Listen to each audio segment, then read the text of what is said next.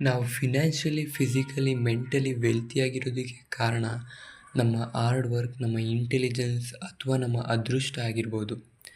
But ನಾವು financially, physically, mentally ವೆಲ್ತಿಯಾಗಿ ಉಳಿಬೇಕು ಅಂದರೆ ಅದಕ್ಕೆ ಕಾರಣ ನಮ್ಮ ಲಿಮಿಟೇಷನ್ಸ್ನ ನಾವು ಅರ್ಥ ಮಾಡ್ಕೊಳ್ಳೋದು, ಪೇಷನ್ಸಿಂದ ಇರೋದು, ನಾಲೆಡ್ಜ್ನ ಕಂಟಿನ್ಯೂಸ್ ಆಗಿ ಅಕ್ವೈರ್ ಮಾಡ್ತಾ ಹೋಗೋದು, ಈ ರೀತಿ ವಿಚಾರಗಳು ಕಾರಣ ಆಗಿರ್ತವೆ. ಫಸ್ಟ್ ವರ್ಲ್ಡ್ ವಾರ್ ಮುಗಿದ ಮೇಲೆ ಅಮೇರಿಕನ್ ಎಕಾನಮಿ ತುಂಬ ಫಾಸ್ಟಾಗಿ ಗ್ರೋ ಆಗ್ತಾ ಇರುತ್ತೆ. 1918ರಿಂದ 1929 ತುಂಬಾ ಗ್ರೋ ಆಗ್ತಾ ಇರುತ್ತೆ. ಇದನ್ನು ಜನ ರೋರಿಂಗ್ 20s ಅಂತ ಕರಿತಾ ಇರ್ತಾರೆ. ಬಟ್ 1929ರಿಂದ ಮಾರ್ಕೆಟ್ ತನ್ನ ಪೀಕ್ ಪಾಯಿಂಟಿಂದ ಕೇವಲ 2.5 ತಿಂಗಳಲ್ಲೇ 49% ಫಾಲ್ ಆಗುತ್ತೆ. ಈ ಒಂದು ಟೈಮಲ್ಲಿ ಅಮೇರಿಕನ್ ಎಕಾನಮಿ ಮೇಲೆ ಇನ್ವೆಸ್ಟ್ ಮಾಡಿದಂಥ ಹಲವಾರು ಇನ್ವೆಸ್ಟರ್ಸು ತಮ್ಮ ಪ್ರಾಣನ ಕಳ್ಕೊಳ್ತಾರೆ. ಹಲವಾರು ಬ್ಯಾಂಕ್ಸ್ಗಳು ಡೆಸ್ಟ್ರಾಯ್ ಆಗ್ತವೆ. ಹಲವಾರು ಜನ ಬೀದಿಗೆ ಬರ್ತಾರೆ. ಬಟ್ ಈ ಒಂದು ಕ್ರೈಸಿಸಲ್ಲಿ ಕೂಡ ಒಬ್ಬ ವ್ಯಕ್ತಿ 3 ಬಿಲಿಯನ್ ಪ್ರಾಫಿಟ್ನ ಮಾಡ್ತಾರೆ. ಅವರೇ ಜೆಸ್ಸಿ ಲಿವರ್. ಇವರು ಯಾವುದೇ ರಿಚ್ ಫ್ಯಾಮಿಲಿಲಿ ಜನಿಸಿರಲ್ಲ, ಬದಲಾಗಿ ತುಂಬ ಎಕ್ಸ್ಟ್ರೀಮ್ ಪೂರ್ ಫ್ಯಾಮಿಲಿಲಿ ಜನಿಸಿರ್ತಾರೆ. ಇವರ ತಂದೆ ಇವರನ್ನು ಒಬ್ಬ ಫಾರ್ಮರ್ ಮಾಡಬೇಕು ಅಂತ ಅಂದ್ಕೊಂಡಿರ್ತಾರೆ.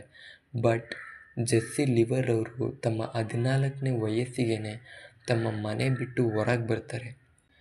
ಪೀನ್ ವೆಬ್ಬರ್ ಅನ್ನೋ ಒಂದು ಬ್ರೋಕರೇಜ್ ಕಂಪ್ನಿಯಲ್ಲಿ ಬ್ಲ್ಯಾಕ್ ಬೋರ್ಡಲ್ಲಿ ಡೈಲಿ ಶೇರ್ ಪ್ರೈಸಸ್ನ ಬರೆಯೋವಂಥ ಕೆಲಸದಿಂದ ಇವರ ಲೈಫ್ನ ಶುರು ಮಾಡ್ತಾರೆ.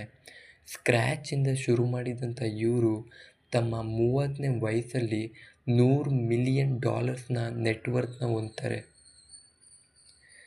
1929ರ ಕ್ರೈಸಿಸಲ್ಲಿ ಇವರು ತುಂಬಾ ವೆಲ್ತಿ ಆಗಿರ್ತಾರೆ. ಬಟ್ ಇವರು ಇನ್ನೂ ವೆಲ್ತಿ ಆಗಬೇಕು ಅನ್ನೋ ಆಸೆಯಿಂದ ಹಲವಾರು ರಿಸ್ಕ್ನ ತಗೊಳ್ಳೋದಕ್ಕೆ ಶುರು ಮಾಡ್ಕೊಳ್ತಾರೆ. ಹಲವಾರು ಬ್ಯಾಂಕ್ಸಲ್ಲಿ ಲೋನ್ಸ್ ಟ್ರ್ಯಾಪಲ್ಲಿ ತಗಲಾಕೋತಾರೆ. ಕೇವಲ 4 ವರ್ಷದಲ್ಲಿ ಇವರು ಗಳಿಸಿದಂಥ ಹಲವಾರು ಅಸೆಟ್ಸ್ನ ಹಾಳು ಮಾಡ್ಕೊಳ್ತಾರೆ. ಇದೇ ರೀತಿ ಇನ್ನು ಮುಂದೆ ತುಂಬ ಕಷ್ಟಗಳ ದಿನಗಳನ್ನ ಫೇಸ್ ಮಾಡ್ತಾ ಹೋಗ್ತಾರೆ. 1940ರಲ್ಲಿ ಇವ್ರ ಪ್ರಾಣನ ಇವರೇ ಕಳ್ಕೊತಾರೆ. ಇದರಿಂದ ನಮಗೆ ಕಲಿಯೋದಕ್ಕೆ ಸಿಗೋದು ಏನಂದರೆ, ನಾವು ವೆಲ್ತಿ ಆಗಬೇಕು ಅನ್ನೋ ಆಸೆ ತಪ್ಪಲ್ಲ. ಬಟ್ ನಮ್ಮ ಹತ್ರ ಇರೋವಂಥ ವ್ಯಾಲ್ಯೂಯಬಲ್ ಥಿಂಗ್ಸ್ನ ಕಳ್ಕೊಬಾರ್ದು ಅಂತಂದರೆ, ನಮ್ಮ ಹತ್ರ ಇರೋ ವ್ಯಾಲ್ಯೂಯಬಲ್ ಥಿಂಗ್ಸ್ನ ಒಂದಲ್ಲ ಒಂದಿನ ಕಳ್ಕೊಳ್ತೀವಿ ಅನ್ನೋ ಒಂದು ಭಯ ಕೂಡ ನಮ್ಮಲ್ಲಿರಬೇಕಾಗುತ್ತೆ. ನಾವು ವೆಲ್ತಿ ಆಗಬೇಕು ಅನ್ನೋ ಆಸೆಯಿಂದ ನಾವು ಹಲವಾರು ಸರ್ತಿ ಆ ಥರದ ಡಿಸಿಷನ್ಸ್ನ ತಗೊಳ್ತೀವಿ. ರಿಕ್ ಗ್ಯೂರಿನ್ ಇವರು ಒಂದು ವೇಳೆ ಇವರ ಆತರದಿಂದ ತಮ್ಮ ಡಿಸಿಷನ್ಸ್ನ ತಗೊಳ್ಳದೇ ಇದ್ದಿದ್ದರೆ ಯಾವ ರೀತಿ ಇವಾಗ ವಾರನ್ ಬಫೆಟ್ ಅವ್ರನ್ನ, ಚಾರ್ಲಿ ಮಂಗರ್ ಅವ್ರನ್ನ ಗ್ರೇಟ್ ಇನ್ವೆಸ್ಟರ್ಸ್ ಅಂತ ಕರಿತಾ ಇದ್ದೀವೋ, ಇವರನ್ನ ಕೂಡ ಗ್ರೇಟ್ ಇನ್ವೆಸ್ಟರ್ಸ್ ಅಂತ ಕರಿತಾ ಇದ್ದು. ಇವ್ರು ಏನು ಮಾಡ್ತಾ ಇರ್ತಾರೆ ಅಂದರೆ, ಇವರ ಕ್ಯಾಪಿಟಲ್ನ ಜೊತೆಗೆ ಹಲವಾರು ಬ್ಯಾಂಕ್ಸ್ಗಳಲ್ಲಿ ಲೋನ್ನ ತಗೊಂಡು ತಮ್ಮ ಇನ್ವೆಸ್ಟ್ಮೆಂಟ್ನ ಮಾಡ್ತಾ ಇರ್ತಾರೆ.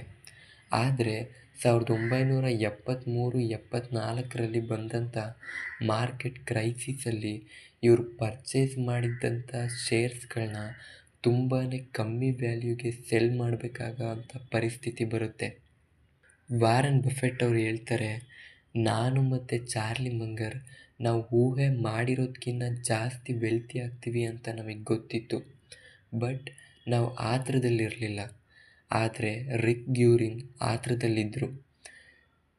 ಬರ್ಕ್ಷೈರ್ ಹಾಥ್ವೇ ಶೇರ್ಸ್ಗಳನ್ನ ಇವರು ಪರ್ಚೇಸ್ ಮಾಡಿದ್ದಕ್ಕಿಂತ 70% ಕಮ್ಮಿ ವ್ಯಾಲ್ಯೂಗೆ ನನಗೇನೆ ಸೆಲ್ ಮಾಡಿದರು ಅಂತ ವಾರನ್ ಬಫೆಟ್ ಅವರು ಹೇಳ್ತಾರೆ.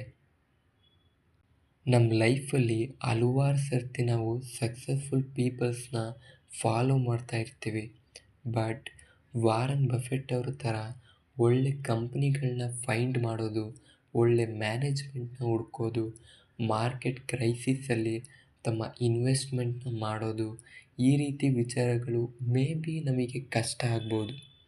ಬಟ್ ಅವ್ರ ಲೈಫಲ್ಲಿ ಯಾವ್ಯಾವ ಕೆಟ್ಟ ಕೆಲಸಗಳನ್ನ ಮಾಡಿಲ್ಲ, ಯಾವ್ಯಾವ ಎಚ್ಚರಿಕೆಗಳನ್ನ ತಗೊಂಡಿದ್ದಾರೆ ಅಂತ ತಿಳ್ಕೊಂಡು ಅದನ್ನು ನಮ್ಮ ಲೈಫಲ್ಲಿ ಅಳವಡಿಸ್ಕೊಳ್ಳೋದು ತುಂಬ ಈಸಿ ಆಗುತ್ತೆ.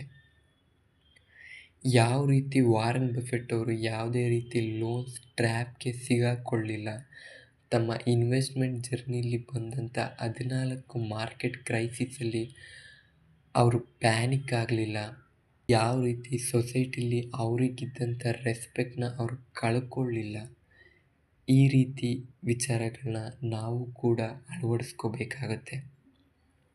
ಯಾವಾಗ ನಾವು ನಮ್ಮ ಹತ್ರ ಇರೋವಂಥ ವಿಚಾರಗಳನ್ನ ಕಳ್ಕೊಳ್ಳದೆ ಇರೋದು ಹೇಗೆ ಅಂತ ಕಲಿತೀವೋ, ಯಾವಾಗ ನಮ್ಮ ಹತ್ರ ಇರುವಂಥ ವ್ಯಾಲ್ಯೂಬಲ್ ಥಿಂಗ್ಸ್ ಉಳಿಸ್ಕೊಳ್ತೀವೋ, ಖಂಡಿತವಾಗ್ಲೂ ಫ್ಯೂಚರಲ್ಲಿ ಸಕ್ಸಸ್ ಆಗೇ ಆಗ್ತೀವಿ. ಈ ವಿಡಿಯೋಗಿಷ್ಟೇ. ಐ ಹೋಪ್ ಈ ವಿಡಿಯೋ ನಿಮಗೆ ನಾವು ಫಿನಾನ್ಷಿಯಲಿ, ಫಿಸಿಕಲಿ, ಮೆಂಟಲಿ ವೆಲ್ತಿಯಾಗಿರೋದಕ್ಕೆ ಕಾರಣ